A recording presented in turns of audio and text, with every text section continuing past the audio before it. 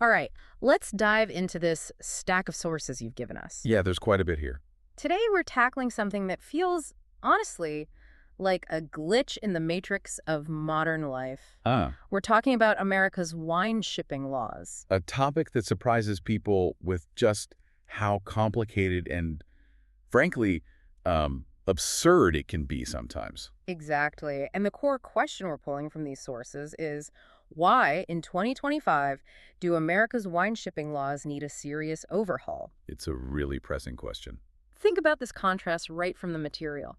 You can video chat someone on the other side of the planet, order dinner from an app with a few taps, Yeah, things we do every day without a second thought. but you might not be able to ship a single bottle of wine from, say, a small family vineyard in California to a relative in Alabama. Right.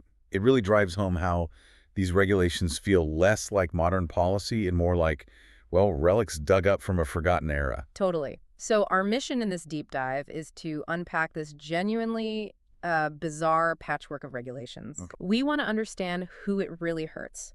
And spoiler alert, it's overwhelmingly consumers and small producers who it primarily benefits, and why changing it is actually gaining significant momentum right now. Let's unpack this system. Okay.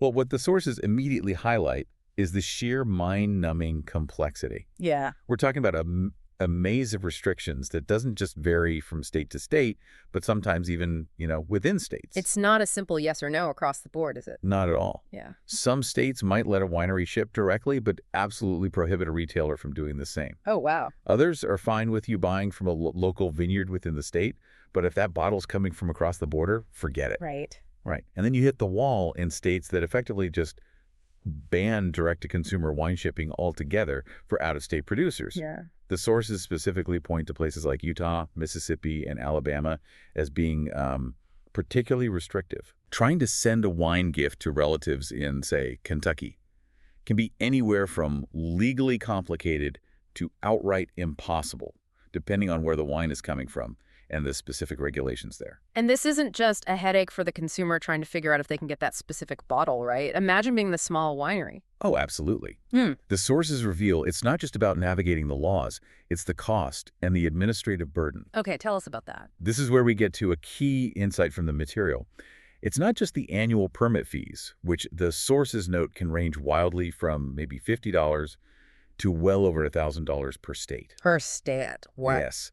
So for a small producer making only a few hundred cases of Espadon wine, needing permits and reporting for every single state they might potentially ship to, That sounds overwhelming. it's a massive, often prohibitive administrative lift and financial drain. It effectively acts as a gatekeeper, locking small businesses out of the national market simply because they don't have the resources of larger corporations to manage that compliance across 40 or 50 different regulatory bodies. So how does this tangle of rules actually impact you, the person wanting to buy or enjoy wine? What does it mean for the listener? Well, the sources make it clear. It creates these artificial barriers between you and the wine you want. Like what? Give us an example. Okay, say you visit Virginia wine country, find a small producer you absolutely love, but when you get back home to, maybe, Minnesota, you might discover they can't legally ship to you Why not? because the costs or the complexity of getting a Minnesota permit are just too high for that small winery. That personal connection you made, tasting the wine, meeting the family, it's severed by red tape. Huh. That's frustrating. Exactly. Oh, yeah. And the ripple effects for consumers are significant. It means limited selection on your local shelves because smaller producers struggle to get into traditional distribution channels. Okay. It can mean higher prices because mandatory middlemen add costs. It makes it difficult or impossible to join wine clubs directly from wineries located in other states. Right, those wine clubs are popular. Very. It complicates sending wine as gifts, and perhaps most importantly, you simply miss out on discovering and supporting those unique, small production bottles you just can't find anywhere else. And for those producers, especially the small, often family-run wineries, you mentioned the burden, but what's the bottom line impact? This system hits them hard.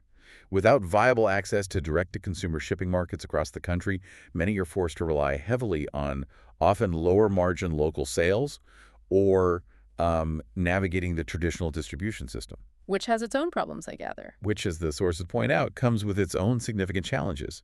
Distributors, especially the largest ones, can take a hefty cut. Estimates range from maybe 30 to 50% of the bottle price. Ouch. Plus, consolidation in the distribution sector means just a couple of massive companies now control a huge percentage of the market. Right, I've read about that. And the sources suggest these giants have little incentive to take on niche, low-volume products from small producers. They prefer to focus on mass-market wines. It feels like this system protects volume over variety, really. So that leads us to the why now. Why are we talking about changing this almost century-old system?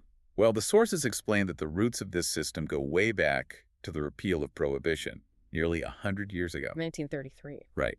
When alcohol became legal again, states put in place the three-tier system, Yeah. producer to distributor to retailer. Makes sense for the time, maybe. And while that structure might have seemed logical for controlling alcohol distribution in the 1930s, in our hyper-connected, e-commerce-driven world today, well, these laws feel profoundly out of sync. Yeah.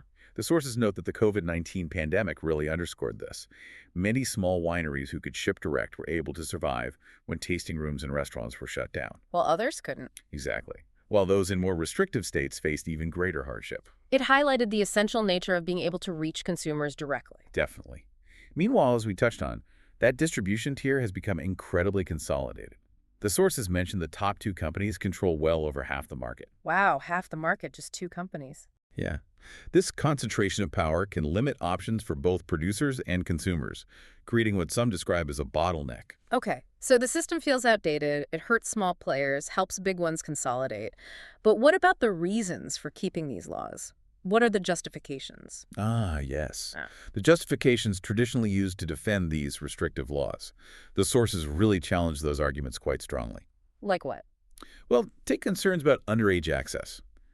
Research cited actually shows that direct-to-consumer shipping has one of the lowest rates of sales to minors compared to face-to-face retail transactions, Sweet. largely due to strict age verification protocols required at both purchase and delivery, usually need an adult signature. Okay, that makes sense. What else? Or the idea that these laws are necessary for tax collection. Taxes. In a world of digital commerce and sophisticated tracking, collecting appropriate sales and excise taxes on interstate alcohol shipments is completely feasible, and, many states already do it successfully for other goods online. So the tech exists. The tech absolutely exists, and public health claims.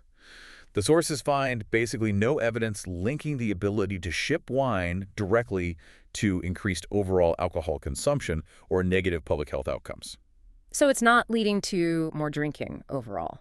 It seems the main effects are on where consumers buy wine and which producers they can access, not necessarily how much they drink. Okay, so if the old justifications don't really hold up according to the sources, and the current system is hurting consumers and small businesses while benefiting these consolidated players, what does a more sensible approach look like? It's not about chaos, it's about modernization. The sources point to the possibility of sensible, consistent, and fair rules. Meaning? This could involve streamlined permitting processes that make it genuinely feasible for small producers to access national markets without crippling costs or red tape. Okay. Strong, technology-enabled age verification protocols, like we mentioned. Clear, reasonable volume limits for personal consumption. And reporting mechanisms that don't bury small businesses in paper mountains. And is this just theoretical? Or is anyone doing this? Well, what's interesting is that this isn't some wild, untested idea. Many wine regions globally, like within the European Union, for example, have figured out how to allow consumers to purchase wine across borders with appropriate oversight for things like taxes and age verification. So it works elsewhere. And critically, it's already working right here in the U.S. States like Virginia, California, Oregon, and Washington are often cited as models. Ah, the big wine states. Exactly. They've modernized their laws, balancing state interests like tax collection and responsible consumption with enabling consumer access and supporting their local and out-of-state wine industries. It shows it's absolutely possible to have effective regulation without, strangling consumer choice or the ability of small businesses to thrive. This movement for change, as described in the sources, it isn't just about policy papers or industry lobbyists, is it? No, it's grassroots. It's driven by wine lovers like you, the listener, who believe in freedom of choice and the importance of supporting small artisan businesses. Yeah. Many people don't even realize how restrictive their state's laws are until they try to order that special bottle or join a wine club and just hit a wall. Right, it's only when you try it. Exactly. Your voice in this discussion matters because actions like signing petitions or sharing information, as the sources suggest, help educate others about these often hidden barriers. And that puts pressure on lawmakers. It sends a powerful message to legislators. Mm. While industry lobbyists have resources, they are often no match for engaged citizens demanding change. It demonstrates broad public support and builds crucial coalitions across different interests. Because at the heart of it, this is about real people. Absolutely. It's about the farmers, the winemakers, the families behind these small businesses who are just trying to share their craft. Yeah. And the U.S. wine industry is a significant economic engine, supporting nearly 2 million jobs, apparently. Small and medium wineries are absolutely vital to many rural communities and local economies. So supporting freedom of choice in wine shipping is directly supporting these people and their livelihoods. That's a key takeaway. And what's encouraging is that momentum for change is building across different viewpoints. For those who value free markets and supporting small businesses, modernizing shipping laws aligns perfectly. Okay. For those focused on consumer rights and pushing back against consolidated power, it also makes sense. Ultimately, wine lovers across the spectrum just want access to the incredible diversity of American winemaking, regardless of where they live. Okay, so let's recap a bit. We've covered the confusing state-by-state restrictions or outright bans that feel like they belong in a history book. Definitely outdated. We've seen the genuine burden those high permit fees and complex regulations place specifically on small wineries. A real barrier. A huge barrier, yeah. We've talked about the very real limitations this puts on you as a consumer, impacting your selection, potentially increasing prices, blocking access to clubs and gifts, and just preventing you from getting those unique bottles. Right, limiting your connection to the producers. We've traced the laws back to their roots in the post-prohibition three-tier system, highlighting how that structure, while perhaps relevant 100 years ago, is just really creaking under the pressure of today's digital world. Totally outmoded in many ways. And we've seen how the common justifications for maintaining these restrictive laws, well, they don't really hold up under scrutiny from the source material, do they? Seems not. Underage access, taxes, public health, the arguments seem weak according to these sources. Yeah, the evidence isn't really there to support them in the context of direct shipping. And importantly, we've seen that this isn't just about abstract regulations. It's about real people, consumers wanting choice, and small wineries trying to share their passion and their product. Exactly.